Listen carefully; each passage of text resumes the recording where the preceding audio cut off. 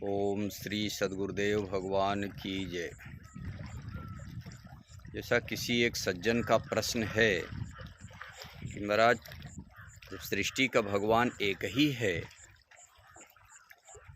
तो विभिन्न पूजा पद्धतियां क्यों, विभिन्न देवी देवता क्यों हैं? वास्तव में सृष्टि का भगवान एक ही है और मनुष्य भी एक है और उसका प्राप्ति का रास्ता भी एक ही है। ये जो कहते हैं कि कोई भी नदी समुद्र में ही मिलती है, कहीं से भी हो, वहाँ तक ठीक है। ये जीव रूप जो भी है उसको समुद्र रूप परमात्मा में ही मिलना है, लेकिन क्रियात्मक पथ एक है, ईश्वर एक है और अधिकार एक है, दो हाथ पैर मनुष्य का।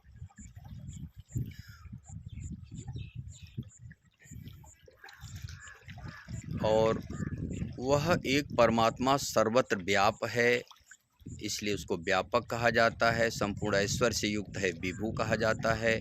सबका भरण पोषण करता है, प्रभु कहा जाता है।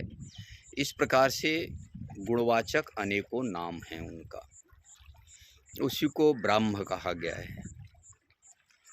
व्यापक एक ब्रह्म अविनाशी, सत चेतन घन आनंद राशि, असप्रभु हृदय अछत अविकारी, सकल जीव जग दीन दुखारी। व्यापक है, एक है, सवा डेढ़ दो नहीं हो सकता। व्यापक एक, वह बृहद है, इस व्यापमान सर्वत्र है। ब्रह्म अविनाशी, उसका कभी नाश नहीं होता है, यही है सनातन। सत्य है, चेतन है और आनंद की राशि है। असप्रभु हृदय, ऐसा भगवान को पाएं कहाँ, ढूंढें कहाँ? हृदय। इसलिए हृदय के उपासक को ही हिंदू कहा गया था। और एक परमात्मा की उपासना जब भी मिला है, भारत के हिंदू से मिला है, हिंदुस्तान इसलिए कहा गया है। अछत है, असप्रभु हृदय, ऐसा प्रभु कहाँ रहता है? हृदय में। अछत, उसको क्षति नहीं पहुंचा सकते हैं। शरीर रूपी वस्त्र रूपी शरीर है, शरीर छोड़ने से आप तो नहीं मरे। अछत, उसको छत नहीं पहुंचाया जा सकता है किसी भी रूप में। इसीलिए कहा जाता है कि नैनम छिंदन्ति शस्त्राणि नैनम दहति पावकः न चैनम क्लेदयन्त्यापो न शोषति मारुतः। तो ये है वह हृदय में ईश्वर परमात्मा का ये गुणवाचक नाम है। अविकारी, वहाँ विकार नहीं पहुँचते हैं, विकार से रहित है वो। आप कुछ भी खाओ, कैसे भी रहो, वो अविकारी है। लेकिन सकल जीव जग दीन दुखारी, संपूर्ण जगत में जितने भी जीव हैं, प्राणी हैं, सब दीन और दुखी हैं। क्यों? क्यों? हृदय ईश्वर की जानते नहीं है, रास्ता नहीं मिलता है, लोग बाहर भटकते रहते हैं। यही चीज़ भगवान कृष्ण ने गीता में भी कहा है कि ईश्वरः सर्वभूतानां हृदय देशे अर्जुन तिष्ठति। हे अर्जुन, ईश्वर संपूर्ण भूत प्राणियों के हृदय में, हृदय एक देश है, हृदय एक स्थल है, वहाँ रहता है, हृदय में रहता है। लेकिन सकल जीव जग दीन दुखारी, यहाँ कहते हैं ईश्वरः सर्वभूतानां हृदय देशे अर्जुन तिष्ठति भ्राम्यन् सर्वभूतानि यंत्रारूढ़ानि माया, कि माया के यंत्र में आरूढ़ होकर के भ्रमवश लोग यहाँ वहाँ भटकते रहते हैं, वो नहीं समझ पाते, इसलिए दीन और दुखी है। तो करें क्या? तो कहते हैं तमेव शरणम गच्छ। अर्जुन को निर्देश दे रहे हैं कि तमेव माने तुम भी, शरणम गच्छ, उस हृदय से ईश्वर की शरण में जा।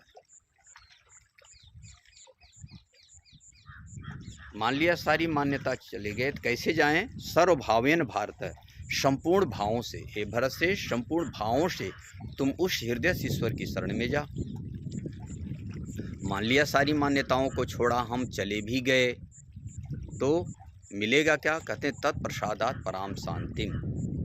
उसी तत् माने उसी हृदय से ईश्वर के कृपा प्रसाद से तुम परम शांति को प्राप्त कर लोगे। स्थानम प्राप्त शाश्वतम, तो शाश्वत पद को, स्थान को प्राप्त कर लोगे, सनातन पद को प्राप्त कर लोगे, तुम भी सनातन पुरुष हो जाओगे।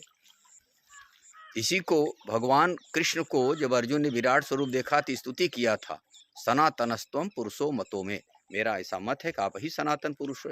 पहले जो आत्मा है, ईश्वर है, परमात्मा, आत्मा को ही सत्य शाश्वत सनातन बताया गया कि शस्त्र नहीं काट सकती, अग्नि नहीं जला सकती, जल गीला नहीं कर सकता, हवा अपने में विलय नहीं कर सकता।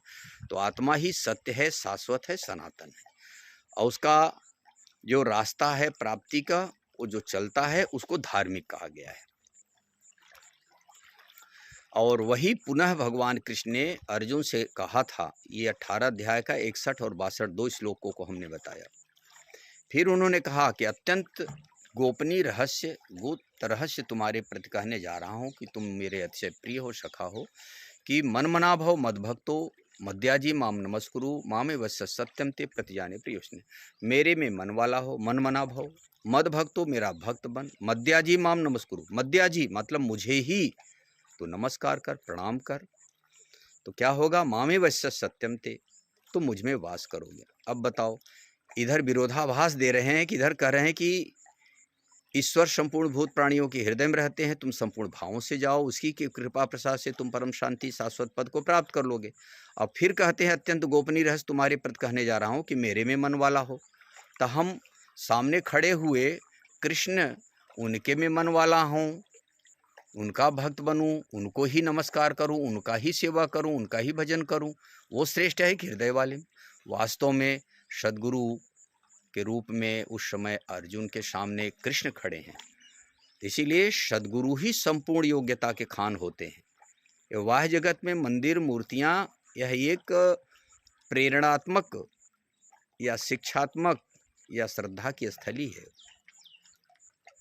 कब तक, जब तक सद्गुरु नहीं मिले हैं। जब सद्गुरु मिलेंगे तो सारी योग्यता सद्गुरु की योग्यता हमें मिलेगी। भगवान बुद्ध, भगवान महावीर, ये सब योग्यता थी। इसीलिए भगवान कृष्ण कहे जाते हैं। तो कृष्ण शरीर का नाम, भगवान योग्यता का नाम है।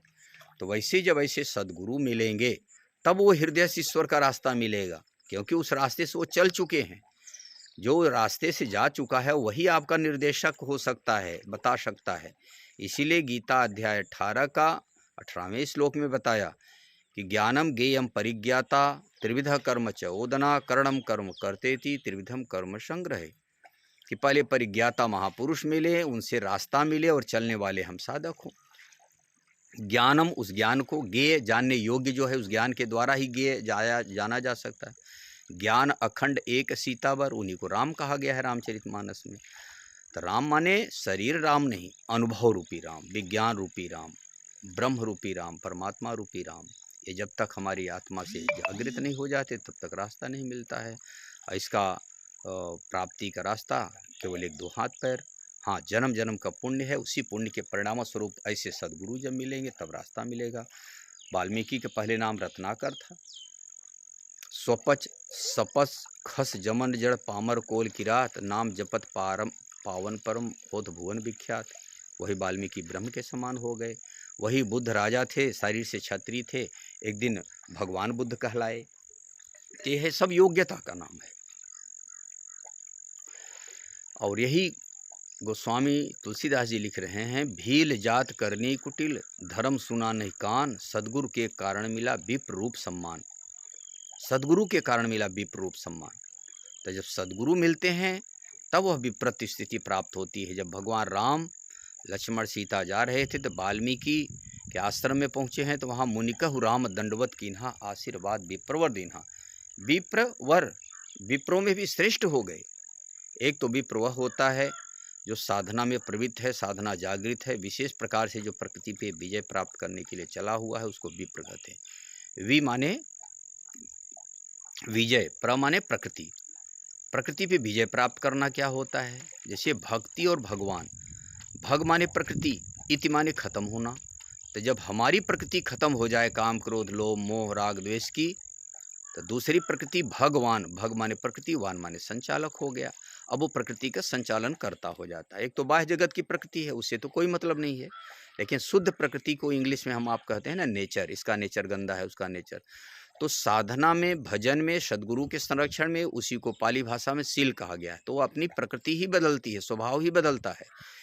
ये स्वभाव 4 प्रकार से बताया गया है कि पहले शूद्र का स्वभाव, फिर वैश्य का, क्षत्रिय का, ब्राह्मण का।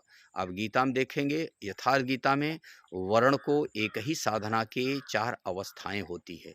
इन चारों अवस्थाओं से गुजर के लक्ष्य को प्राप्त करते हैं। साधना की जागृति, अंग फड़का, संकेत मिलने लगा, शूद्र हुआ।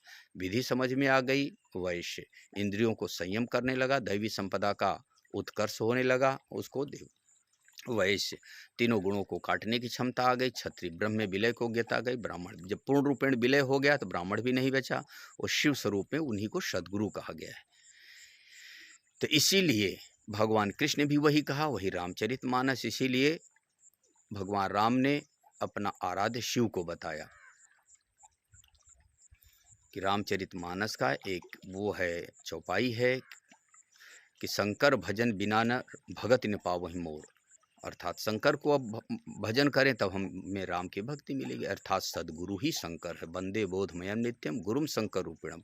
गुरु ही शंकर के स्वरूप है। उन्हीं को जो बोधमय है, प्रकाशमय है, ज्ञानमय है, नित्य शाश्वत सनातन को प्राप्त कर लिए हैं, ऐसे ही सदगुरु को कहा गया है। बाहर के जो अधकुचले लोग हैं वो तो भ्रांतियों में डाल दिए, वो जातिगत फैला दिए, देवी देवता कर्मकांड में फंसा दिए, कहाँ कहाँ आडम्बरों में उलझा दिए। लेकिन चलो, वह भी एक योग्यता है। कोई न कोई किसी न किसी रूप में सही रास्ता, कोई ऐसा नहीं कहेगा कि दारू पियो, गांजा पियो, बीड़ी पियो, चोरी करो। अच्छा ही सिखा रहे हैं तो अच्छा सीखना चाहिए, अवस्था है। लेकिन जब सबसे कल्याण तभी होगा जो ऐसे सदगुरु मिलेंगे, महापुरुष मिलेंगे। यही है सनातन है। और ऐसे महापुरुष के संरक्षण में जो चलता है उसी को लक्ष्य विदित होता है, उसी को लक्ष्य पता चलता है कि लक्ष्य है और इसमें हमें चलना है। इसीलिए गुरु महाराज हमेशा कहते हैं जिसको ये विद्या पता है उसको पागल हो ही जाना चाहिए। अब हम लोगों को पता नहीं, स्वभाव रहता है कि इसके माध्यम से आप लोगों तक कुछ महापुरुष की वाणी पहुँचाएँ, क्योंकि दो से दुनिया बना है, इसमें अच्छाई भी बुराई भी है, तो इसके माध्यम से अच्छाइयाँ भी पहुँच सकती है लोगों तक। और आप गीता भाष्य यथार्थ गीता को 2 4 6 बार पढ़ें, बच्चे पढ़ें, माताएं पढ़ें, सब समझ में आ जाएगा। पहले कुछ प्रश्न आएंगे, फिर धीरे धीरे उसी में से समाधान होगा। 2 4 6 आवृत्ति के बाद में आप बिल्कुल मास्टर माइंड हो जाएंगे, समझ में आएगा। भगवान को कहीं बैकुंठ में नहीं ढूंढना पड़ेगा, बाहर कहीं अंतरिक्ष में नहीं है, भगवान आपके हृदय में है। वो हृदयस्थ ईश्वर, जहाँ मल का आवरण हल्का हुआ तहाँ हृदयस्थ ईश्वर ही बता देगा आपको कि सदगुरु ये हैं, इनके द्वारा कल्याण करें। उसके लिए आपको भी कुछ करना है। उसका नाम 2 ढाई अक्षर का ओम या राम। ओम को पकड़ें तो ओम को ही सुबह शाम प्रार्थना करें, भजन करें, श्रद्धा से बैठ के।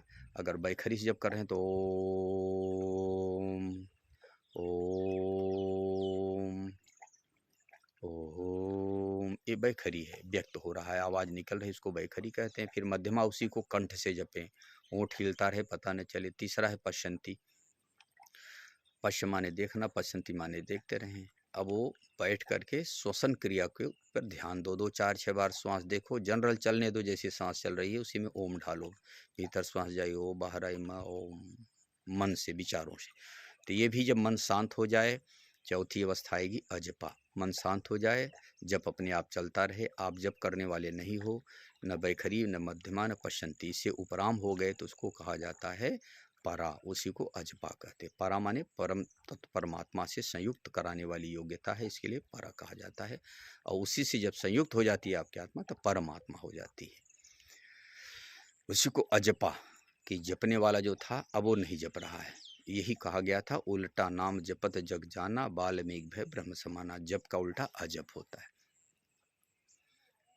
जो जप करने वाला था अब जप करने वाला नहीं बचा, अपने आप जप चल रहा है। ये साधना की पराकाष्ठा है।